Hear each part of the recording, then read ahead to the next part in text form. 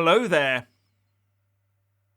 As the G7 summit of the great and good came to an end, the UK Prime Minister and host Boris Johnson told the US President Joe Biden to mind his own business over Brexit.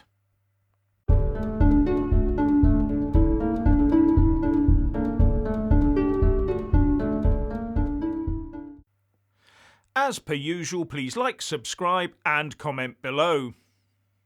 Joe Biden has made much of his Irish ancestry, and when asked about his relations with the UK, he said, "I'm Irish," and that should leave the rest of us in absolutely no doubt as to where his allegiances lie.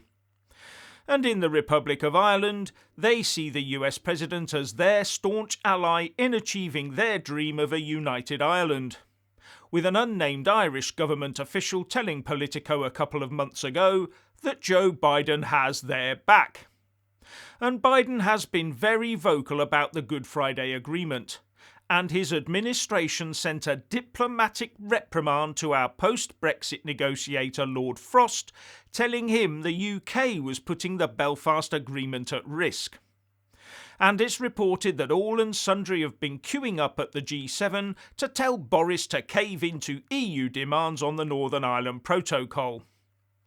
But in the post-G7 press conference, Boris Johnson said that, with the greatest respect, the US President should not interfere in the UK-EU Brexit rows. And we all know what "with the greatest respect" actually means, don't we? And this comes from the same conference that saw the French President Emmanuel Macron admitting that he did not know that Northern Ireland was a part of the UK. Gobsmacking stuff. And we've all seen the photos of Biden and Macron cozying up. So presumably Macron has been filling Biden's head with anti-Brexit UK ideas, from his viewpoint of not knowing that Northern Ireland is an integral part of the UK. And one suspects Biden sucked it all up as gospel. But what else are we to expect from a man who can't climb a set of stairs without landing on his ass? Makes you wonder if they'll need to fit a stair lift to Air Force One to stop him falling like a sack of shit every time he tries to use the steps. 3 letters, Mr. President, just 3 letters you had to remember, and you couldn't even do that. The RAF is not some unknown aerial aerobatics troop or a couple of crop sprayers. No, the RAF is one of the world's best equipped air forces, yet you changed the name of the fighting force that stopped the might of the Luftwaffe and turned them into the RFA or whatever else your random word generating f***wit brain came up with. Unless you, as the president of the SAU, think that the UK Royal Fleet Auxiliary operates fighter jets. Joe, your cognitive function is dropping by the day for all the world to see, and every time you open your mouth, I am reminded of that famous sketch from Spitting Image called "The President's Brain is Missing." However, your more than evident increasing senility cannot be used as an excuse to pardon you from the fact that you are not a friend of the UK. No, you have long-standing sympathies with anti-UK factions, and when you're not sniffing the hair of young girls and making inappropriate comments about them, you're cuddling up to IRA chiefs and holding their hands. How America ended up with you as president, I have no idea. Oh wait, I do know how you became president, but I'll leave that one where it is. And the 3 letters that do apply here are BOB, butt out Biden. Now I know some people will chime in with, the US has every right to interfere because they are guarantors to the Good Friday Agreement. The trouble for me on that one, though, is that I can find no mention of that in the agreement itself, nor in any preamble. Now, I know Senator Mitchell chaired the meetings back in the 90s, but does that make the US the guarantor for the agreement? And without it being defined anywhere, what does it actually mean? And all I see are claims from the US and others that they are the guarantors. But let's give Biden the benefit of the doubt here and say that if the US is the guarantor of the Belfast Agreement, then they are not going about it in the right way by cozying up to the EU and leaving people in no doubt that they're on the side of the Irish Republic. The Good Friday Agreement signed up to by the UK and the Republic of Ireland explicitly acknowledges and protects the current constitutional position of Northern Ireland as a part of the UK. And it's now painfully obvious that many, if not all, on the EU, US and Irish side are either woefully ignorant of that constitutional position or willfully blind and deaf to it.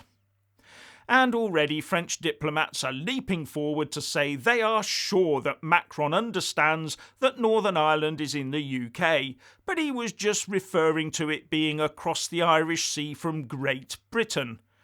No.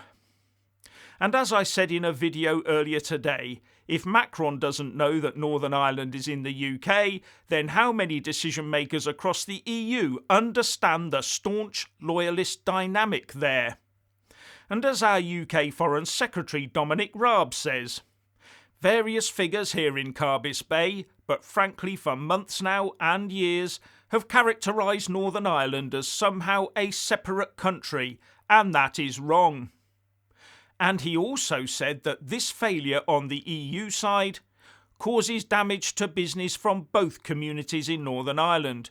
It creates deep consternation, and we wouldn't talk about Catalonia or Barcelona or Corsica in France in those ways. We can but hope that Macron will go away, ask some questions and do a bit of research and come to understand the massive sacrifice the UK made to keep the peace in Northern Ireland, and then tone down his rhetoric and work with the UK instead of against it. Nah, he won't do that. The EU sees an opportunity here and will keep applying the pressure, and Macron is desperate for votes with a presidential election looming next year. And sleepy creepy Joe Biden will be on hand to stick his 10 cents in when required. And all this threatens to slip into a trade war between the UK and the EU, with the UK reportedly on the verge of suspending the protocol. And speaking on the Mar show, Dominic Raab said, "The ball is in the EU's court. We are willing to be flexible and pragmatic, but they must come back with the reciprocal goodwill to make that happen." It shows there is still a failure to appreciate what that level of misunderstanding, I think that's the polite way of putting it, of the situation in Northern Ireland can have. And there are also reports that Biden intends to shelve any plans for a trade deal with the UK, presumably until we agree to effectively rejoin the European Union. As I've said before, so much for the UK-US special relationship under Joe Biden. Moving on. Have you seen the reports that the EU border officials will be armed? These reports started in around March, with calls from Frontex to arm its officers of the European Border and Coast Guard Standing Corps. Notice once again it's European, not European Union. And now we hear that 2,500 weapons and loads of ammo have been purchased for them, and they may well deploy to member states such as Greece very shortly. Fortress EU springs to mind, and how welcoming when the first person you potentially meet on entering the cuddly EU could be a suspicious armed border official. And if we see them deployed in Calais, it won't be to stop the rubber dinghies. It will be to put off the Brits from going into the EU. So what's your opinion on all of this? Please like and comment below.